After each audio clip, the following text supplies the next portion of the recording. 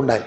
లేడు, ఆ నిశ్చయిత సౌలుకు లేదు కాబట్టి సౌలు గొల్యాతు ఎదుట నిలబడలేకపోయాడు, శ్రమ ఎదుట నిలబడలేకపోయాడు, యుద్ధంలో నిలబడలేకపోయాడు, పోరాడలేకపోయాడు, ముందుకెళ్ళలేకపోయాడు. కారణం ఏంటంటే పిలిచిన వాణిని చూడాల్సిన సౌలు గొల్యాతును చూస్తున్నాడు, అతని బలాన్ని చూస్తున్నాడు, అతని పైరూపాన్ని చూస్తున్నాడు, అతని శక్తిని చూస్తున్నాడు. నన్ను పిలిచిన వాడు గొల్యాతు కంటే గొప్పవాడు, నన్ను ఏర్పరిచిన వాడు గొల్యాతు కంటే గొప్పవాడు, నాకు రాజ్యాన్ని ఇచ్చి నన్ను నిలబెట్టిన వాడు గొల్యాతు కంటే గొప్పవాడు అని సౌలు చూడలేకపోయాడు.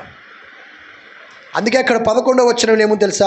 సౌలును ఇశ్రాయేలీయులందరూ ఆ ఫిలిస్తీయుని మాటలు వినినప్పుడు బహుభీతులైరి, భయపడిపోతున్నారు, వణికిపోతున్నారు, జడిసిపోతున్నారు.